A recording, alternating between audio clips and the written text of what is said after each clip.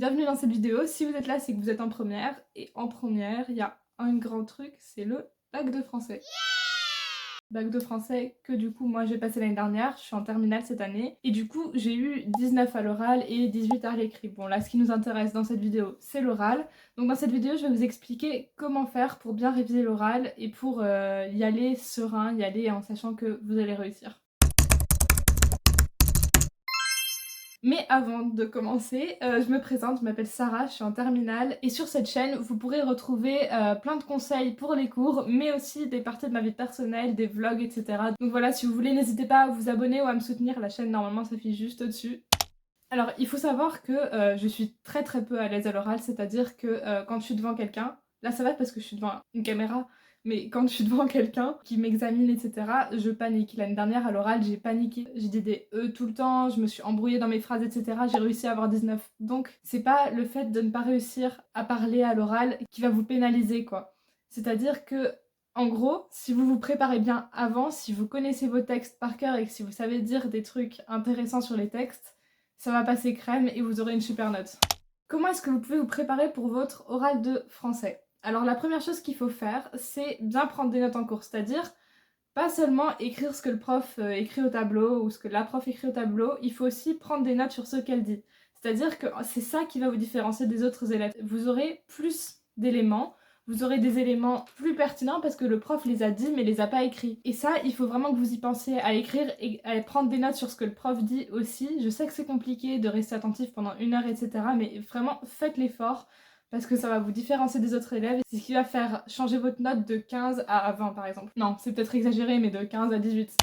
Ce que je vous conseille de faire aussi, c'est d'imprimer 2 fois les textes. Chaque texte que vous l'imprimiez 2 fois, comme ça vous avez 3 exemplaires. Donc le premier exemplaire, ça sera celui que vous amènerez au bac, donc il sera tout vierge, sans rien écrit, sans rien fait dessus. Vous en aurez besoin au bac. Le deuxième texte, ça sera celui que vous utiliserez en cours. C'est-à-dire qu'en cours, il faut que vous ayez votre texte à côté où vous pouvez prendre des notes dessus. Vous surlignez les trucs importants, vous prenez des notes, etc. Ça sera beaucoup mieux parce que ça sera beaucoup plus visuel que juste vos notes écrites. Le troisième texte, parce que je vous ai dit qu'il y en avait 3 et là je vous en ai parlé de 2, le troisième texte, il faut que vous le plastifiez ou alors que vous le mettiez dans une pochette plastique comme celle-là là. Bon ça on s'en fout, hein, c'est mes cours de philo, prenez pas peur, c'est pour l'année prochaine, vous avez bien le temps d'y penser. Vous les plastifiez ou vous les mettez dans une pochette plastique et ça va vous permettre de réviser, j'y viens après. Mais du coup, dans vos cours, pendant vos cours, il faut que vous ayez 2 fiches à côté de vous. Vos fiches, vous allez prendre des notes, prendre le cours du prof, et votre fiche avec le texte dessus pour que vous preniez des notes et qu'il soit tout annoté, tout bien propre. Je vous mets normalement à l'écran l'image de mes textes de l'année dernière pour que vous voyez à quoi ça ressemble plus ou moins.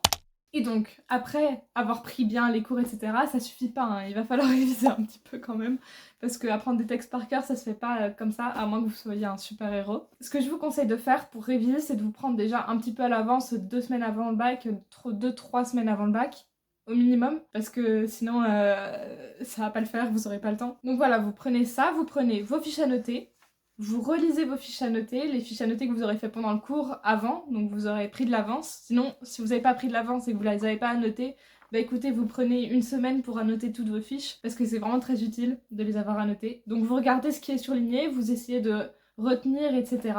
Vous cachez l'autre fiche, et vous prenez votre fiche plastique, et vous allez surligner avec un feutre effaçable, vous allez surligner et annoter comme si c'était votre fiche à noter, tout ce dont vous vous souvenez. Et donc à la fin, vous sortez votre fiche comme ça, votre fiche à noter, et vous regardez les deux, et vous comparez. Donc ça s'appelle la méthode blurting. J'en parle déjà dans une autre vidéo sur comment avoir des bonnes notes, si ça vous intéresse.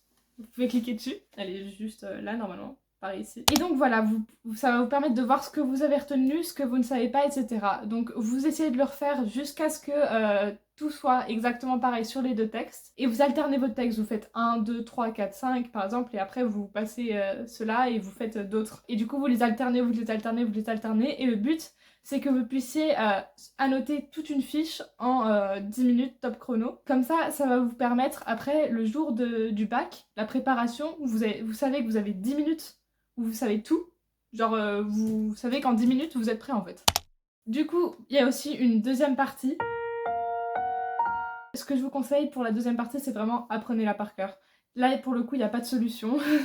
Apprenez ce que vous devez dire par cœur parce que comme ça, au moins pendant la préparation, vous n'aurez pas à vous stresser de ça, à vous stresser de vous dire mais qu'est-ce que je vais raconter et tout. Essayez de préparer un truc à l'avance et de l'apprendre par cœur. Pour les questions de grammaire, bah entraînez-vous en fait. Je vois pas, il n'y a pas d'autre technique. Juste entraînez-vous à les redire, les redire, les redire, refaire des questions de grammaire, faire des questions type de grammaire. Sur chaque texte, essayez de trouver une question de grammaire qui pourrait tomber. En général, il n'y en a pas 150 000. Donc s'il y en a une qui peut tomber, ce sera bien celle-là. Essayez vraiment de vous entraîner, vous entraîner, vous entraîner. C'est pareil à l'oral. En gros, une semaine avant le bac, ce que je vous conseille de faire, c'est de vous entraîner à faire comme si c'était le jour de l'oral. C'est-à-dire, vous vous dites, j'ai 30 minutes de préparation, j'ai ma feuille vierge, donc là vous prenez aux fiches plastifiées hein, pour pas gâcher des feuilles, et vous la surlignez, vous vous entraînez, etc. Et après vous passez à l'oral pendant 10 minutes. Vous vous chronométrez sur les textes et vous passez à l'oral. Vous pouvez aussi essayer de vous inventer une question de grammaire et vous faites aussi la partie grammaire par exemple. Donc voilà, c'est ce que je fais. Si je suis pas assez claire, n'hésitez pas à poser des questions. Et si vous avez aimé cette vidéo, n'hésitez pas à la liker, à commenter et à vous abonner. Ça m'apporte beaucoup de soutien et ça vous coûte rien au final. À bientôt!